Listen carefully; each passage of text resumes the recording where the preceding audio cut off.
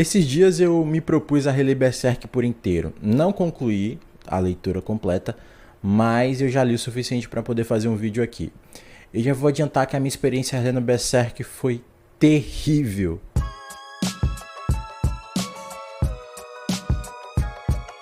Olá, eu sou o Luan e bem-vindo ao canal do Lu. Aqui animes e mangás tem sempre espaço para o debate, uma boa conversa, uma conversa de qualidade. Se é a sua primeira vez aqui, não esquece de curtir, comentar e compartilhar para fortalecer meu trabalho que está crescendo aqui na plataforma. Muito obrigado pelo seu apoio, pela sua audiência e pela sua credibilidade. Chega de papo furado, vamos direto ao que interessa, que é o vídeo. Antes de vocês estarem já me xingando aqui nos comentários, deixa eu avisar para vocês. Quando eu falo sobre a minha experiência de ler Berserk, eu preciso voltar um pouquinho no tempo para a gente poder ter uma conversa melhor. Quando eu li Berserk, eu li por volta dos meus 14, 15 anos, né? Eu já tinha dado uma visitadinha no anime quando eu tinha por volta de meus 12, 13, mas eu só fui ler mesmo por volta dos 15, 14, né? 14, 15. E eu não entendia muito do que estava acontecendo ali. Pra mim, na minha cabeça de geração Z, era um anime mais velho, só que muito parecido com Shingeki no Kyojin, que estava surgindo na época. Mas eu não entendia muito do contexto, da narrativa, da construção. E aí eu fui só lendo os capítulos e os mangás que vinham posteriormente, né, os capítulos do mangá que vinham posteriormente, e aí eu fui entendendo muita coisa interessante, muita coisinha legal nessa releitura. Por que eu falo que ler Berserk se tornou uma experiência terrível, pelo menos pra mim? Bem, como eu posso começar? Quando a gente começa Berserk ali naquela era de ouro, a gente acompanha o Guts e a gente vai vendo a história do Guts e toda aquela construção de mundo e de narrativa. E depois da era de ouro se passa, a gente vai se aprofundando e toda aquela leitura, conforme a história vai passando, ela se torna extremamente cansativa e maçante. Não no sentido ruim, mas no sentido de que a narrativa desse mundo, a construção desse mundo é tão pesada, é tão cruel, e a gente vai se aprofundar melhor nisso, que vira cansativo, que vira uma experiência para se ler de uma vez assim, para rushar, como a gente costuma dizer. É uma experiência muito cruel com o leitor, é uma experiência que faz você se desgastar emocionalmente. Relendo hoje com uma certa sensibilidade, eu procuro, foi mais cansativo para mim, né? Porque eu era adolescente, eu li tudo de uma vez também, mas eu não tinha metade da consciência e da sensibilidade que eu tenho hoje. Então ter essa sensibilidade, ter essa análise mais crítica em relação a Berserk, criou esse cansaço, sabe? Poder ver os detalhes, poder entender o que realmente estava sendo dito, que na época eu não entendia, os contextos, os subtextos. Isso me gastou muito emocionalmente. Tanto que teve o primeiro dia mesmo, eu saí do capítulo 1 até o capítulo 50.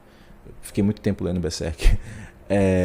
Eu me cansei demais, assim. Eu tive que parar, porque além de ser muitos capítulos, né, muita leitura seguida, eu estava emocionalmente cansado. Eu estava bem cansado emocionalmente para poder continuar lendo Berserk de maneira ininterrupta, como eu estava fazendo. Aí eu esperei uns dias, voltei a ler, esperava uns dias e voltava a ler de novo. Agora eu estou no capítulo 100 e alguma coisa, mais ou menos. E ainda assim não está sendo uma das experiências mais felizes que eu estou tendo lendo. Não é que é uma experiência ruim, muito pelo contrário, é uma experiência incrível, mas não deixa de ser exaustiva para o leitor. De uma análise um pouco mais detalhada sobre Berserk, eu não posso falar de Berserk sem falar do autor de Berserk, né? Sem falar do Kentaro Miura e sobre a sua genialidade, sobre sua perspectiva um pouco pessimista de mundo e sua perspectiva realista também. Ele trabalha com realismo e pessimismo ao mesmo tempo. É possível, é bem possível, e a gente vai entender um pouco melhor. Kentaro Miura trabalha as suas ideias e sua perspectiva pessimista / realista de mundo muito através do seu protagonista, que é o Guts. Guts vem de uma infância traumática, moldada por problemas, erros, traições, matança, violência, tudo aquilo que você pode colocar de ruim que uma criança, assim, é uma cartilha do que uma criança não pode passar na infância. O Guts passou. Isso moldou o seu caráter, isso moldou o seu jeito de viver. Por um simples motivo, o Guts virou um sobrevivente. Ele sobrevive desde sempre, desde quando ele era muito criança. Ele aprendeu a sobreviver, aprendeu a lutar, e a sua forma de sobreviver, a sua personalidade, como ele sobrevive, é muito moldado por uma personalidade de espada, sobre como ele deposita a sua força, a sua raiva, o seu ódio, a sua vingança, a sua esperança, o seu desejo de proteção na espada. A espada é como se fosse uma extensão da própria existência do Guts. É como se ele conseguisse transmitir os seus sentimentos, as suas emoções e sua determinação, o seu próprio espírito ali na espada. É super interessante você acompanhar como ele consegue fazer isso. E ele sobrevive, vai sobrevivendo, vira um caçador de recompensa, basicamente, né? E trabalha por dinheiro, e é só isso que importa a início para ele. E quando ele entra para os Gaviões, ele... É Gaviões. Quando ele entra para os Gaviões, ele acaba descobrindo um certo propósito. Propósito de viver um sonho de uma pessoa. Propósito de fazer parte de algo maior, de um sonho maior. Porque o Guts não tinha sonho, o Guts não tinha objetivo. Era um dia de cada vez, ele estava simplesmente vivendo. Ele não tinha uma perspectiva. E aí a gente entra em uma certa psicanálise. Por mais que eu seja estudante de psicologia, eu não tenho tanto conhecimento aprofundado assim. Mas olhando de uma perspectiva um pouco mais psicanalítica, a gente percebe que o Guts, ele criou mecanismos de defesa psíquicas, né, e psicológicas para se afastar de determinadas pessoas, para se afastar do mundo ao seu redor, porque ele até então, naquele momento, quando ele começa a conviver com o Griffith e os Gaviões, ele cria essas barreiras porque, devido à sua infância traumática, à sua infância violenta, ele entende que as pessoas podem o trair, ele entende que as pessoas podem ser falsas com ele, e ele sempre espera o pior dos outros. Demora muito para o Guts começar a criar vínculos emocionais, inclusive demora muitos capítulos para que isso aconteça, para no final da Era de Ouro tudo isso ser quebrado, estilhaçado, jogado ao pó da terra. Então ele é um homem que não tem relação interpessoal com as pessoas, e as relações que teve foram praticamente destroçadas. E isso faz o Guts ser solitário. Mesmo que esteja acompanhado de várias outras pessoas, o Guts demora muito para se correlacionar com outros indivíduos, justamente porque ele é solitário. A solidão não está só na questão presencial, mas sim uma questão mental. Ele é sempre sozinho na sua mente. A única coisa que ele pode contar, a única coisa que ele pode seguir em frente, faz ele seguir em frente, para além do instinto de sobrevivência, de ficar vivo, mesmo sendo espiritualmente morto, um marcado, é justamente o seu desejo de vingança, a sua ira, a sua raiva e o seu espírito completamente determinado em ficar vivo, em fazer aquilo que deve ser feito. Então, quando ele se torna um berserk, né? E berserk é muito associado ali aqueles guerreiros que são insanos e que vão pra luta com faca nos dentes e tá realmente decidido a vencer e a lutar e a lutar e a lutar, né? Geralmente é esse o entendimento que a gente tem de um guerreiro berserk. E esse nome para essa obra é completamente voltado ao protagonista.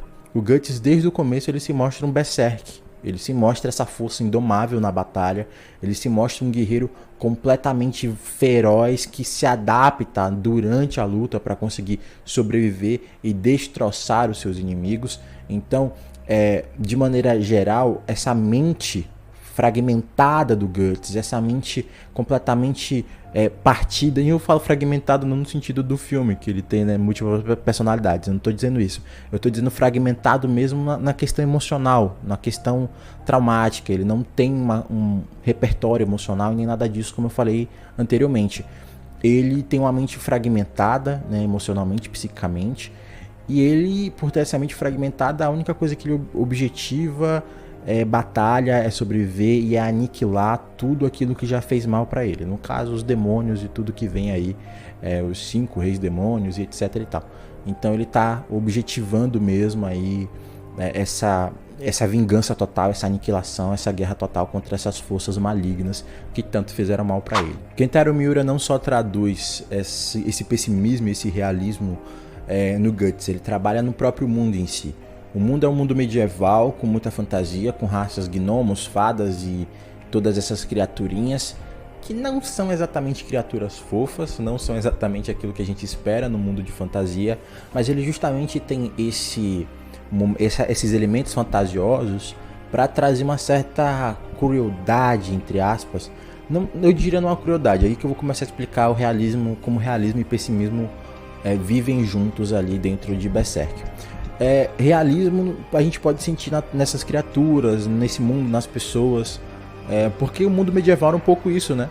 Se você for olhar os relatos históricos, o mundo medieval era um pouco cruel, era um pouco cru, sabe? Os guerreiros não eram pessoas confiáveis, caçadores de recompensa, era um mundo que facilmente poderia te aniquilar, tirar a sua vida por uma questão de doença, por uma questão de guerra, por uma questão de território, por uma questão de religião.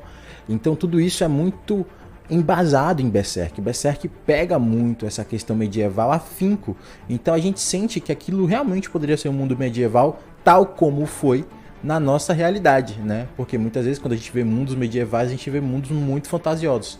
Aqui essa fantasia, ela é colocada à tona dentro desse contexto medieval, porém com o realismo que o mundo medieval realmente tinha, né? Essa Idade Média tinha, que era um período da nossa história humana que as coisas não eram tão fáceis como são hoje, né? Eram tudo um pouco mais rústico, rudimentar, brutal e cruel.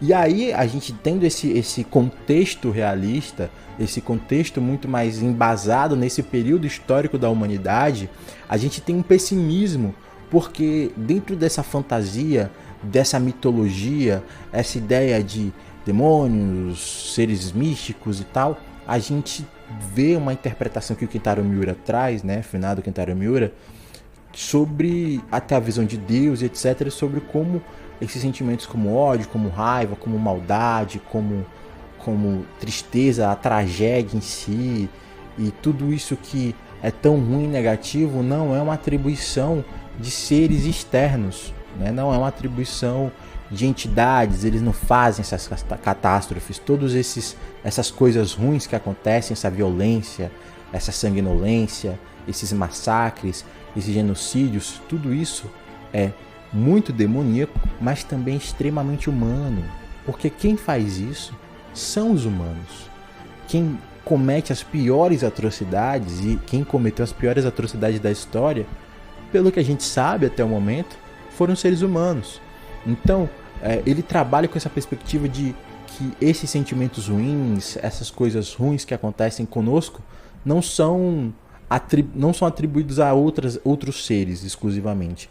E que até esses outros seres compartilham desse mesmo ódio, dessa mesma crueldade que nós temos. Então, demônios e humanos compartilham da mesma coisa, né? Assim como elfos, fadas e etc e tal. Compartilhamos dos mesmos vícios, dentro do mundo de Berserk, é claro. Compartilhamos dos mesmos vícios, dos mesmos ódios, dos mesmos rancores, de mesmo tudo, dos mesmos sentimentos. Por isso que no final da Era de Ouro, aquela uma dos reis demônio, a que vive com o seio para fora, fala: isso é tão demoníaco, isso é tão humano. Então agora acho que deu para entender um pouco porque Kentaro Miura trabalha com essas construções de pessimismo e realismo dentro do seu próprio mundo. Para finalizar esse meu relato de experiência relendo Berserk, eu deveria dizer que Kentaro Miura tinha uma visão visceral de mundo também, né? Esse pessimismo e realismo cria uma estrutura visceral de um mundo cruel, de um mundo que não te dá muita esperança, de que as coisas são ruins e podem piorar. E esses momentos de felicidade que nos encontramos são mais exceções do que regra. Não é a minha visão, mas é a visão do autor. Ler isso, compreender isso, criar uma compreensão sobre isso, durante esse processo intenso de leitura que eu tive, foi muito cansativo, foi muito exaustivo mentalmente para mim. Então eu recomendo que não leia Berserk tudo de uma vez. Dê um tempo, leia 5, 10 capítulos, se você não leu ainda ou se você quer reler. Dá uma paradinha, respira, vai ver outra coisa mais legal, um pouco mais positiva. Vê Blue Exorcist, que foi um anime que eu fiz uma recomendação recentemente. Procura coisas mais legais, dá uma descontraída e volta. Porque senão você entra praticamente num abismo negativo lendo Berserk. Não estou dizendo para você não ler, estou falando para você ler porque é uma obra incrível, é uma obra muito boa. Mas de preferência não, se você for maior de 18, se você for menor de idade, não leia, menor de 16 até eu diria, não leia Berserk, não é uma obra para você, não é uma obra para o seu público em específico. Então, vamos com calma, né? Nesse meu processo aí de releitura, o que eu posso recomendar para você é que vá com calma. Não é uma leitura fácil, não é uma leitura leve, apesar de uma qualidade incrível, de uma experiência sensacional, de uma escrita absurda e de uma cartoonização, né? Uma quadrinização do mangá completamente fora da curva em nível de detalhe. Você vê que é a mão do autor mesmo ali. E é isso, uma pena que ele tenha falecido, né? Acho que foi em 2021, 2022, não lembro a data exata. Uma pena que o Kentaro Miura tenha falecido. É um grande gênio, um grande autor de mangás que tá com seu nome aí pra posteridade, né? Mas é isso, pessoal. O vídeo de hoje vai ficando por aqui. Eu espero que vocês tenham gostado. Se gostou, não esquece de curtir, comentar e compartilhar. E é isso. Até a próxima.